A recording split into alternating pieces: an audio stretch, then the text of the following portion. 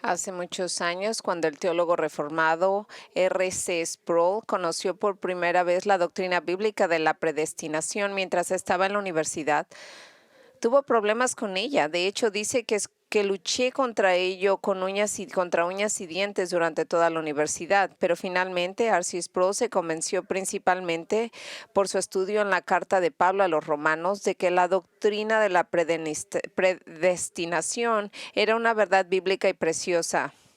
En sus propias palabras, el doctor Sproul explica a dónde lo llevó su lucha contra la predestinación mientras aprendía la verdad al respecto. Él escribió: el capítulo 9 de Romanos fue un factor decisivo. Simplemente no pude encontrar manera de evitar la enseñanza del apóstol en ese capítulo. De mala gana suspiré y me entregué, pero con la cabeza, no con el corazón.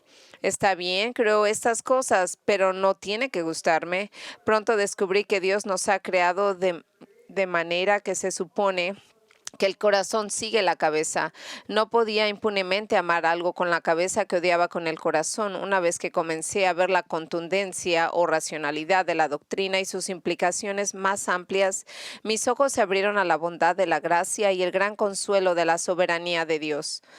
Poco a poco me empezó a gustar la doctrina hasta que estalló en mi alma que la doctrina revelaba la profundidad y las riquezas de la misericordia de Dios. R.C. Sproul tenía toda la razón. La doctrina de la predestinación y la soberanía de Dios revela la profundidad y las riquezas de la misericordia de Dios, no como ninguna otra verdad en las Escrituras. Y es por eso que esta mañana, mientras observamos la Cena del Señor, ese será el enfoque de nuestro estudio, porque la Cena del Señor es un momento en el que recordamos la muerte de Cristo y lo que Él hizo por nosotros en la cruz, el lugar donde Dios demostró supremamente la profundidad y la riqueza de su misericordia. Y nada nos ayuda a apreciar esto más que una comprensión de su soberanía al predestinarnos para la salvación. Como les dije hace unas semanas, durante los próximos meses, cada vez que observemos la Cena del Señor, estaremos viendo un conjunto de verdades bíblicas conocidas por algunos como las doctrinas de la gracia, porque se enfatizan en la gracia y la misericordia al salvarnos. Otros las llaman las verdades de la Reforma, porque estas verdades estaban en el corazón de la Reforma protestante. Otros nos han etiquetado esas doctrinas como el calvinismo, porque fue el reformador francés Juan Calvino que, aunque no fue el primero en ver estas verdades sobre la soberanía de Dios en las Escrituras, las enfatizó en sus enseñanzas, sus sermones, sus escritos como nadie más en su época. Ahora me doy cuenta de que a veces el término calvinismo preocupa a la gente, porque se sienten incómodas que como un sistema teológico lleve el nombre de un hombre. Les preocupa que si un sistema de teología lleva el nombre de un humano, entonces podría ser un sistema hecho por un hombre, un sistema que no es bíblico. Pero no deje que eso le preocupe, porque como le mencioné hace un momento, Juan Calvino no inventó estas doctrinas. No, ni siquiera él las nombró con su propio apellido.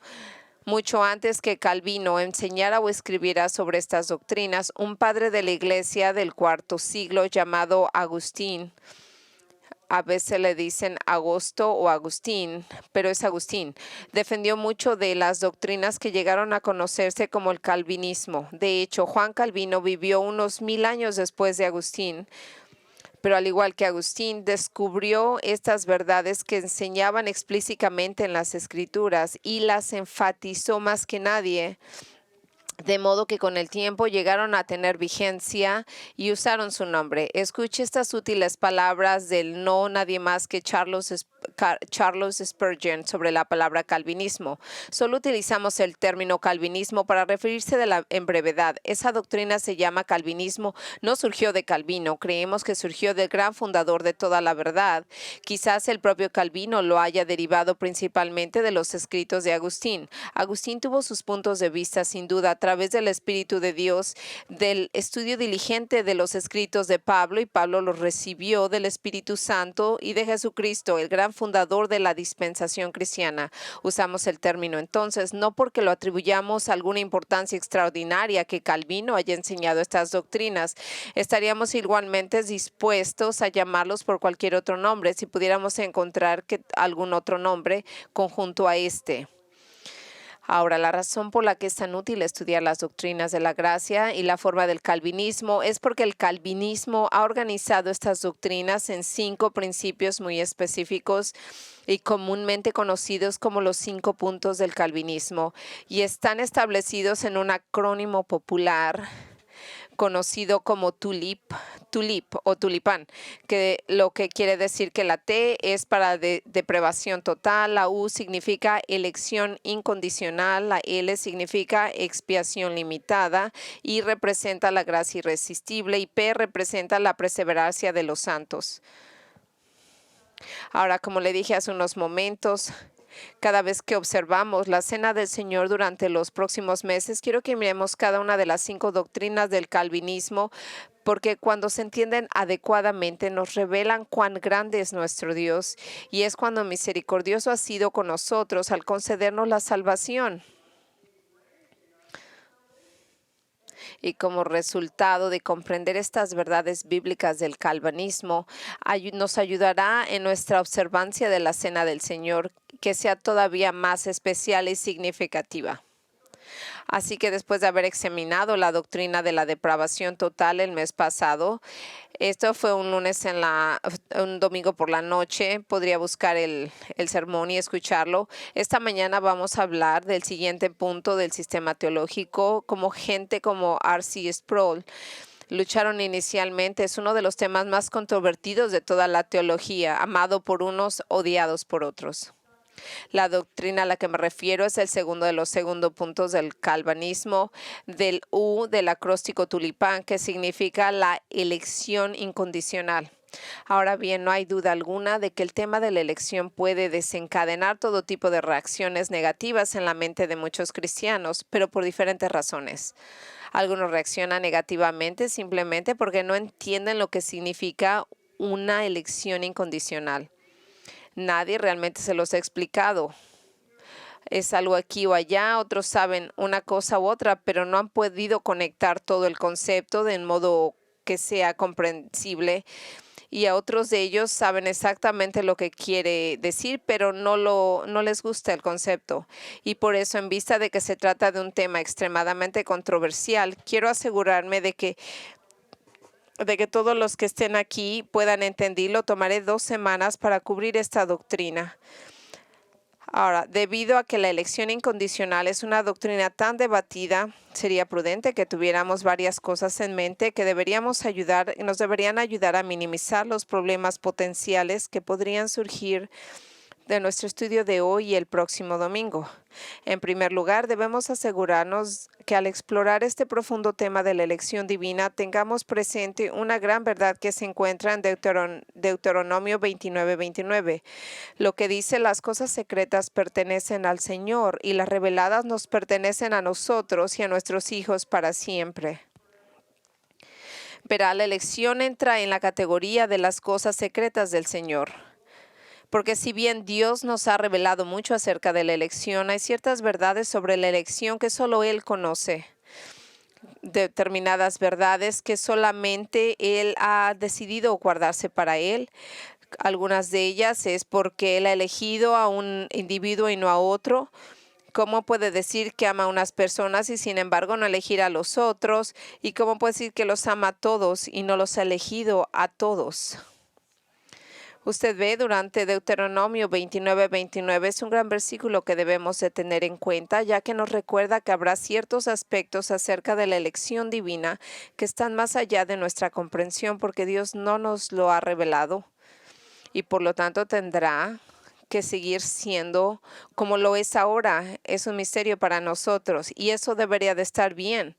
y que hay cosas que nosotros serán un misterio. Y ahora nosotros no tenemos que conocer ni comprender todos los aspectos de las elecciones para creerlo. Deberíamos poder sentirnos cómodos con el hecho de que la Biblia enseña la elección divina al mismo tiempo que lo presenta como un misterio divino. Me encanta la forma en que lo expresó un maestro de la Biblia. Creo que la madurez cristiana incluye un consuelo cada vez mayor con el misterio divino y una confianza creciente en Dios, para que podamos decir con David: oh Señor, mi corazón no se enaltece, mis ojos no están demasiado elevados, no me ocupo de cosas demasiado grandes o demasiado maravillosas para mí. Entonces, realmente necesitamos abordar la elección como un misterio divino y descansar en el hecho de que, aunque no entendemos ciertos aspectos de esta enseñanza, podemos confiar de que Dios es bueno y sabio y que todo lo que Él hace, Él es correcto y todo lo que Él hace es justo. Ahora, la segunda cosa que debemos tener en cuenta al acercarnos a este misterio es que la verdad de la elección divina no es lo mismo que el mensaje del Evangelio. No es lo mismo. La doctrina de la elección nos dice que hemos llegado a creer en Cristo, pero no es el mensaje de la salvación. Verá, nadie se salva al creer la doctrina de la elección. Usted se salva al confiar en la persona y en el sacrificio expiatorio de Jesucristo. He conocido muchos cristianos sinceros y piadosos, algunos de los cuales considero buenos amigos, que no aceptan la verdad de la elección divina. Ahora, creo que están equivocados en su comprensión, pero eso no significa que no sean salvos. Como lo expresó tan acertadamente un destacado maestro de la Biblia, que dijo: una persona no tiene que creer, entender o estar de acuerdo con la doctrina de la elección para ser salvo. Una relación salvadora con Dios requiere arrepentimiento del pecado y confianza únicamente en Cristo. Salvar únicamente por gracia, únicamente mediante de la fe. Si bien la doctrina de la elección es importante, las creencias erróneas sobre ella pueden tener consecuencias negativas. Es evidente que abrazar la doctrina de la elección no es necesario para la salvación. La tercera cosa que debemos de tener en cuenta en esto es que la comunión con otros creyentes nunca debe de basarse en si podemos o no estar de acuerdo en esta doctrina de elección. Y nunca debería convertirse en un punto de discordia entre los creyentes. Nunca nos debería de separar. Escuche, la base de nuestra comunión con los demás en nuestra fe mutua en Cristo, no nuestra visión en el calvinismo. Ahora bien, personalmente siento pasión por las doctrinas del calvinismo, especialmente por toda la verdad. Yo sé que son bíblicas y en especial la verdad de la elección, pero me niego a permitir que esta doctrina interrumpa mi comunión con aquellos cristianos que tienen otro punto de vista. Y aquellos de nosotros que somos calvinistas debemos de tener mucho cuidado de proteger nuestros corazones para que no se entusiasmen más con el calvinismo que con el mensaje del Evangelio. Nada debería de emocionarnos más que la verdad de que Cristo murió por nuestros pecados, fue sepultado y resucitó. Ese es el mensaje del Evangelio, tal como lo define Pablo en el 1 de Corintios 15 del 3 al 4. Y dice en este mensaje que es la primera importancia. Y por eso, al abrazar la enseñanza sobre la elección, debemos nosotros asegurarnos que no volvemos teológicamente presumidos y arrogantes y menospreciamos a aquellos que no están de acuerdo con nosotros. Entonces, si tenemos esas tres cosas en mente, que la elección divina es un misterio que no podemos comprender completamente, que no es lo mismo que el Evangelio y que la base de no es la base de la comunión con otros, podríamos minimizar los posibles problemas y malentendidos que pueden surgir al estudio de esta verdad. Así que con estos preliminares detrás de nosotros, ahora estamos listos para descubrir el segundo punto del calvinismo, la U de tulipán, que dice es la elección incondicional. Es realmente un tema muy grande. Hay grandes libros que se han escrito acerca de esto. Voy a tratar de reducir esas 4 preguntas en 2 semanas y voy a contestar 2 preguntas esta semana y 2 la siguiente. La primera de ellas sería: ¿cuál es el significado de los términos elección incondicional? ¿Cómo definimos esto? ¿Qué quiere decir lo mismo? Ahora bien, esencialmente lo que los calvinistas quieren decir con este término de elección incondicional es de que antes de la fundación del mundo, Dios eligió, basándose en su propia voluntad determinante y nada más, a ciertos individuos de la raza caída de Adán para que sean objetos de su voluntad de gracia para ellos y así y ellos solamente fueran salvos de su ira eterna. Es decir, la elección declara de la masa de la humanidad caída. Dios determinó quiénes serían salvos, escogiéndolos para ser salvos. Ahora, permítame explicar algo que es extremadamente importante y útil para comprender el concepto de la elección incondicional. Le mencioné en el mensaje del mes pasado que todas las doctrinas del calvinismo provienen de la verdad de la depravación total, que ese es el primer punto, en el cual dice que la depravación total es que todos nosotros hemos sido corrompidos por el pecado en la totalidad de nuestro ser, de modo que no somos moralmente neutrales ni espiritualmente enfermos, sino que somos esclavos del pecado, sino que somos esclavos y espiritualmente muertos. Acuerde lo que le dije el mes pasado, antes de nuestra conversión, todos éramos espiritualmente zombies y muertos vivientes, muertos para Dios, pero muy vivos y activos en nuestro pecado. Estábamos activos, pero en pecado. Ahora, debido a que todos los hombres y mujeres están en ese estado total de depravación, hemos perdido tanto la voluntad como el deseo de dar cualquier tipo de respuesta positiva a Dios, especialmente una respuesta hacia Cristo y a la salvación. Por lo tanto, si se le deja a sí mismo, un individuo nunca elegiría obedecer y someterse a Dios. Siempre elegiría el pecado, la rebelión, porque la desobediencia es algo que su naturaleza pecaminosa desea. Y esos son sus deseos que están dictados por su naturaleza. Eso es precisamente lo que Pablo quiere decir cuando afirma en Romanos 3:11 que nadie busca a Dios. Escuche bien, nadie busca a Dios. Nadie lo busca, nadie desea una relación con Él, nadie está interesado en llegar a conocerlo. Jesús dijo, los hombres aman las tinieblas más que la luz, porque sus obras son malas y no quieren que la luz exponga sus malas acciones y sus malos corazones. Así que todos corremos y nos escondemos de Dios, tal como lo hizo Adán y Eva cuando pecaron. Y si fuera por nosotros, seguiríamos huyendo y escondiéndonos de Él hasta que finalmente morimos en nuestro pecado y terminamos en el infierno. Así es con todos los descendientes de Adán, porque nuestra condición totalmente depravada, espiritualmente muerta y esclavizada por el pecado, nadie elegiría jamás, no por sí solo, alejarse de su pecado y confiar en Cristo para su salvación, porque no tenemos la capacidad moral o el deseo moral de confiar en Él. Es por eso que nosotros no tenemos esperanza a menos que Dios haga algo para remediar nuestra situación, ya que el hombre abandonado a sí mismo no elegiría y no puede tener una relación correcta con Dios por la fe en Cristo. Pero Dios ha hecho algo para remediar esta situación por su increíble misericordia y gracia.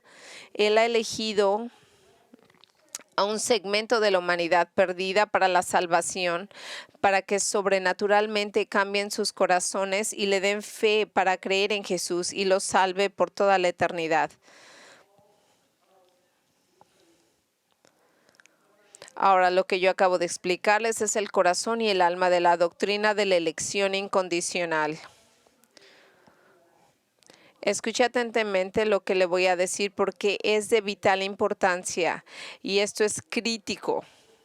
Si Dios no hubiera elegido soberanamente a algunos para la salvación, entonces nadie sería salvo. ¿Escuchó lo que yo dije?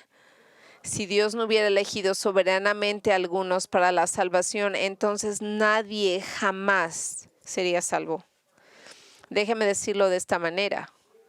Si Dios no te hubiera elegido soberanamente para la salvación, entonces tú nunca hubieras sido salvo, porque nunca hubieras deseado por tu cuenta someterte a la autoridad de Cristo sobre ti. No lo harías, no puedes. tienes una naturaleza pecaminosa que te dijera que hicieras lo opuesto. Por eso estoy convencido de que muchos cristianos rechazan la enseñanza de la elección simplemente porque no la entienden. Y no la entienden porque no se les ha explicado adecuadamente y bíblicamente, con racionalidad, ellos ven la elección como si fuera injusta y no fuera un derecho de Dios elegir a ciertas personas, pero no a todos para la salvación. Como si fuera injusto que Dios sea selectivo en el asunto de quién va a salvar y porque solamente elige a algunos y está condenando a otros. Pero cualquier persona que piensa así es porque no entiende que todas las personas están condenadas por causa de su pecado y que realmente no es la elección, que Dios están condenados por su pecado y que en la elección Dios solamente siendo misericordioso con algunos que no merecen su misericordia en absoluto. Pero a la elección no condena a nadie, sino que solo ellos están condenados, solamente demuestra la misericordia de Dios a aquellos con quien Él decide ser misericordioso. Esta es una forma que un pastor explicó la elección incondicional a una mujer de su iglesia que se opuso a ella porque pensó que era injusto por parte de Dios hacer esto. Y no era justo. Él escribió lo siguiente. Después de dar un breve repaso de las doctrinas de la gracia soberana, pedí preguntas en la clase. Una señora en particular estaba bastante preocupada y ella dijo, esta es la cosa más horrible que he oído en mi vida. Haces que parezca como si Dios estuviera rechazando intencionalmente a hombres que quisieran ser salvos recibiendo solo a los elegidos. Yo le respondí de este tono, no entiendes la situación. Estás visualizando que Dios está parado a la puerta del cielo y que los hombres se agolpan para entrar por la puerta y Dios les está diciendo a varios, sí puedes venir, pero no tú, ni tú, ni tú. La situación no es esta. Más bien, Dios está en la puerta del cielo con los brazos extendidos, invitando a todos a venir. Sin embargo, todos los hombres, sin excepción, corren en dirección opuesta, hacia el infierno, a toda velocidad. Entonces Dios en la elección bondadosamente extiende su mano, detiene a este, a aquel, a este de aquí y a aquel de allá. Efectivamente los trae así, cambiando sus corazones, haciéndolos dispuestos a venir. La elección no mantiene fuera del cielo a quien de otro modo no habría estado ahí, sino mantiene fuera del infierno a toda una multitud de pecadores que de otro modo habrían estado ahí. Si no fuera una elección, el cielo estaría en un lugar vacío y el infierno estaría a punto de reventar. Entonces, amigos, si quieren justicia, no la busquen en la doctrina de la elección, porque todo lo que encontrarán es la elección, es la gracia y la misericordia de Dios. Verá, es importante entender que Dios no tiene la obligación de elegir y salvar a nadie. Y Él nunca eligió a un solo individuo para la salvación y nos castigó a todos en el infierno para siempre. Eso sería completamente justo de su parte y sería perfectamente justo de Él, porque el castigo eterno es exactamente lo que todos merecemos. Pero en lugar de castigar a toda la raza humana, Dios decidió elegir para la salvación a algunos que se convertirían en su pueblo redimido. Pero la pregunta que se hace con tanta frecuencia es, ¿por qué? Si Dios iba a elegir a algunos y no iba a elegirlos a todos, es porque no eligió a todos. Y la respuesta que yo le digo, ¿está listo? No sé. La respuesta, ¿por qué? No lo sé. Nadie lo sabe tampoco. Sin embargo, los teólogos más grandes tampoco lo han entendido. Pero una pregunta más apropiada es ¿por qué Dios no eligió a todos? Es porque Dios eligió a alguien. La Biblia proporciona algunas respuestas a esta pregunta en 2 líneas. Primero que nada, le llamo la atención a Tito 1, del 1 al 2, donde leemos estas palabras. Cuando abre esta carta. Pablo, siervo de Dios y apóstol de Jesucristo, para la fe de los escogidos de Dios y el conocimiento de la verdad, que es según la piedad, en la esperanza de la vida eterna, la cual Dios, que no puede mentir, prometido hace mucho tiempo a algunos. Ahora, según esta declaración de Pablo, antes de que comenzaran los siglos, es decir, antes de que comenzara el tiempo, algún día en la eternidad pasada, para que entienda, Dios, que es incapaz de mentir, hizo una promesa de elegir o elegir a algunos y darles eternidad o vida. Pero la pregunta es, ¿a quién el Señor les hizo esa promesa? Bueno, esta promesa que Él hizo, porque Él no puede mentir y Él siempre cumple sus promesas. Él no pudo haber hecho la promesa a ningún humano, porque ni siquiera un ángel, porque Él hizo esta promesa antes de que comenzara el tiempo. Y nadie existía en ese momento, excepto Dios mismo. Y por lo tanto, Dios debió haber hecho esa promesa a sí mismo, y específicamente fue una promesa que Dios, el Padre, le hizo a Dios el Hijo, a Cristo, en el tiempo, en una eternidad pasada. Verá, en algún momento de la eternidad pasada, el Padre le hizo una promesa al Hijo al darle a él un grupo de personas, las elegidas entre toda la humanidad perdida, como un regalo de amor. Y así es como John MacArthur explica la asombrosa verdad, y él escribe: el Padre decidió darle al Hijo una humanidad redimida con expresión visible de su infinito amor.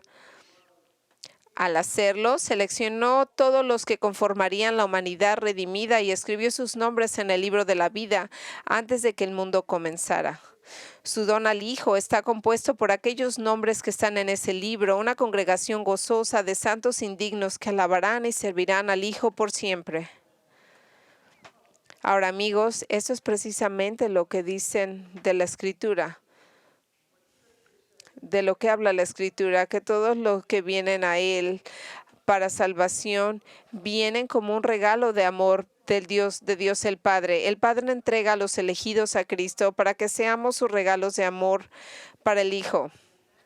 Y esa es la razón por la que Él determinó elegirnos para la salvación. Todo, vimos en Juan 6:37, todo lo que el Padre me da vendrá a mí, que ha sido del Padre. Todo lo que el Padre me da vendrá a mí, y el que viene a mí nunca lo echaré fuera. Verá, Jesús dijo que es el Padre quien le da a aquellos al que Él ha elegido para la salvación, y Él nunca los desechará. ¿Por qué? Porque son regalos de su Padre.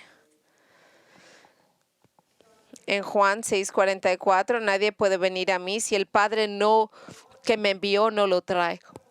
Eso no solo significa que los hombres no tienen la capacidad de venir a Cristo por sí solos, de modo que el Padre debe traerlos a Él, sino que también significa que es un placer para el Padre traer a los pecadores a Cristo para que Él pueda dárselos amorosamente al Hijo. Entonces, una de las razones por las que Dios ha elegido a algunos pecadores para ser salvos es de que Él, Dios Padre, puede dar a estos elegidos el amor infinito. Y eso nos lleva entonces a la segunda razón por la que Dios elige a algunos para la salvación. Lo que estoy a punto de decirles es increíblemente profundo y maravillosamente precioso. Es un tesoro. Escúcheme con atención. La razón por la que el Padre les ha dado los elegidos al Hijo es para que de una gran masa de la humanidad caída, es porque lo exaltarán para siempre. Juan 17 es conocido como la oración suma sacerdotal de Cristo al Padre en su nombre, y sus discípulos, a quienes estaban a punto de dejar atrás cuando fue a la cruz y cuando regresaría para estar con el Padre en gloria. Y ahora Él ora estas cosas porque está representando a los discípulos en frente del Padre. Él ora por varias cosas para sus discípulos en esta oración, entre ellos su protección y su unidad. Pero quiero que note cómo Él ora en el versículo 24. Él dijo: Padre, quiero también que aquellos que me has dado, donde yo estoy, estén conmigo, para que vean mi gloria que me has dado, porque me amaste desde antes de la fundación del mundo. Jesús oró para que aquellos a quien el Padre le dio, sus seguidores divinamente elegidos, eventualmente se unieran a Él en el cielo, en la gloria, para que ellos pudieran, note esto, ver su brillante gloria y comprender cuánto lo ama el Padre. Es decir, al orar por esto, Jesús está explicando por qué el Padre eligió a algunos pecadores para que fueran sus seguidores y habría algunos, un remanente de la raza caída de Adán, que, que van a ver cuán magnífico es realmente Cristo y cuán amado es Él por el Padre, y lo glorificaríamos, adoraríamos y honoraríamos por siempre. El apóstol Pablo dijo lo mismo de Romanos 8, 28 a 29. Y sabemos que a los que aman a Dios, todas las cosas le ayudan a bien, es decir, a los que conforme a su propósito son llamados, porque a los que Él conoció también los predestinó a ser hechos conformes a la imagen del Hijo, para que Él sea el primogénito entre muchos hermanos. Y así sería el primero nacido entre muchos hermanos. Aquellos que Él eligió últimamente cuando están en el cielo serán como Cristo en carácter. Por ahora estamos creciendo, poco a poco transformándonos como Cristo, pero cuando lleguemos al paraíso estaremos conformados a Jesús en nuestro carácter en cierto punto. Estaremos hechos a la imagen del Hijo. ¿Y cómo que va a pasar esto? Y Pablo dijo, y la razón de esto es porque Él sería Jesús, hablando a Jesús, Él va a ser el primer nacido, porque Dios escogió a algunos para saber que Jesús es el primero, como todos, al que reflejará su gloria y su alabanza de ahora hasta la eternidad. Y es por eso que Padre escogió a algunos pecadores para ser salvos. Fue para que se quedaran cautivados y absortos en su Hijo, para que estuvieran maravillados por el Hijo. Verá, la salvación no se trata simplemente de ser feliz e ir al cielo. Es mucho más grande y más profunda que eso. El Padre eligió a algunos para ser salvos porque ama al Hijo y quería un segmento de pecadores redimidos que reconocieran cuán grande es Cristo y para que le trajeran honor y gloria. Que le den todo el honor, que le den toda la alabanza que Él se merece por toda la eternidad. Entonces, cuando los calvinistas hablan de elección incondicional, esto es lo que quieren decir, que en la eternidad pasada Dios determinó, basándose en su propia voluntad soberana y no en la condición del carácter o comportamiento de nadie, seleccionar a ciertos individuos para ser entregados a Jesucristo para salvación como regalos de amor del Padre, para que por toda la eternidad le den a Cristo alabanza, la adoración y el honor que con tanta razón se merece. Ahora, ese es el significado de la elección incondicional. Esto es lo que enseña el calvinismo. Pero lo que queremos saber ahora ¿es esto lo que enseña la Biblia? Esta es la siguiente pregunta que queremos hacer en nuestro estudio de este tema. ¿Es que la Biblia realmente enseña esta elección incondicional? Y la respuesta es rotundamente sí. La Biblia está llena de declaraciones que enseñan la doctrina de la elección incondicional. De hecho, James Montgomery Boyce sugiere que hablan de la elección divina, pero que hay una muestra en algunos lugares más obvios. Aquí le voy a leer uno de los versículos que hablan de esta elección. Efesios 1, 4 al 5, así como nos escogió Él antes de la fundación del mundo para que fuéramos santos e irreprensibles delante de Él. En amor nos predestinó para la adopción como hijos suyos por medio de Jesucristo, según la bondadosa intención de su voluntad. Juan 15 del 16 y el 19. No, Jesús dijo, no me elegiste a mí, pero yo os elegí a vosotros y os designé para que fueseis, llevaras fruto y vuestro fruto permaneciera. Versículo 19, si fueras del mundo, el mundo amaría lo suyo, pero como no sois del mundo, sino que yo los elegí en el mundo, por eso el mundo los aborrece. En Hechos 13, 48.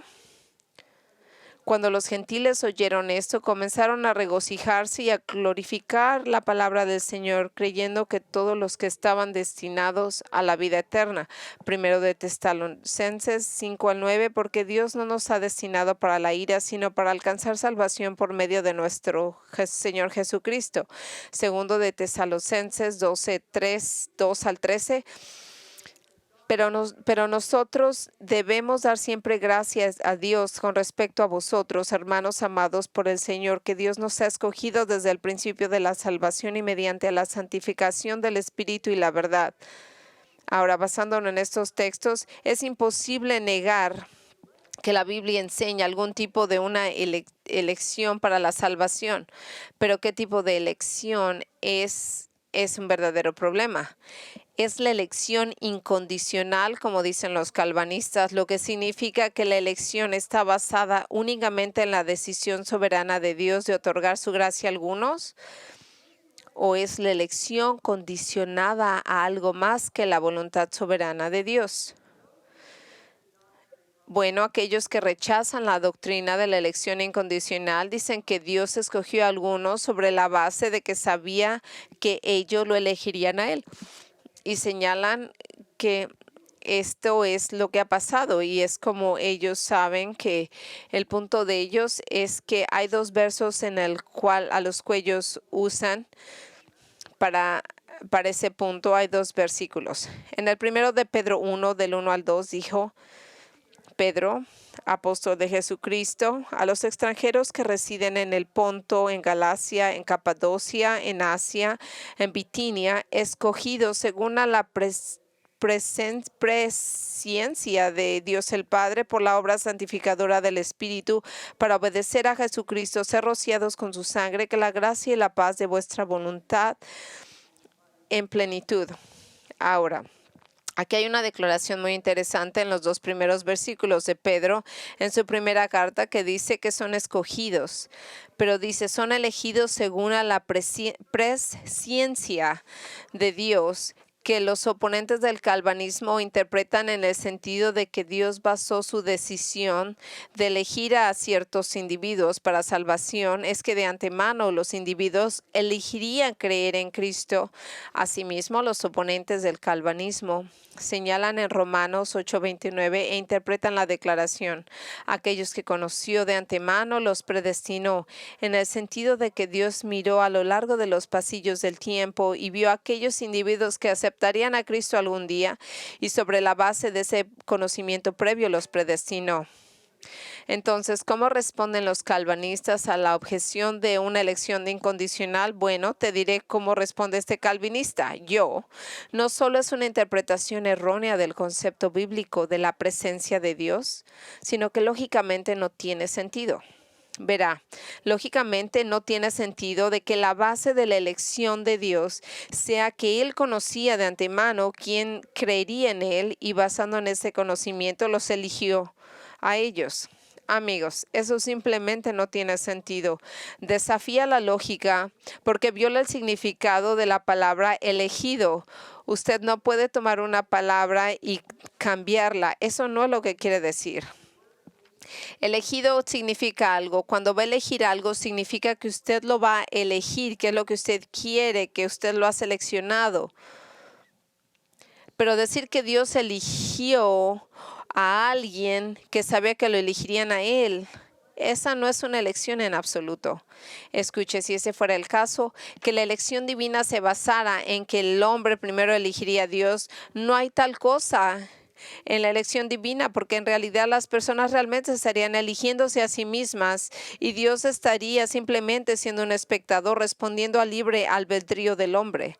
Es decir, sería una tontería que Dios nos dijera que Él elige a alguien para la salvación si en realidad el individuo realmente lo eligió a Él. Así que si ese fuera el caso, entonces Él no tendría que elegir a nadie porque nos diría tan a menudo que Él es elegido por nosotros, sino que simplemente ha dado un visto bueno acerca de Él. Entonces, en ese punto de vista de que Dios basa su elección en saber de antemano quién confiaría en Él para la salvación es lógicamente incorrecto porque simplemente no tiene ningún sentido. pero también es incorrecto bíblicamente porque es un malentendido del significado de la palabra preconocimiento, tal como se usa en las Escrituras. Ahora, antes de ver el significado de esta palabra preconocimiento, debemos reconocer el hecho de que Dios prevé y por lo tanto sabe todo lo que va a suceder antes de que suceda.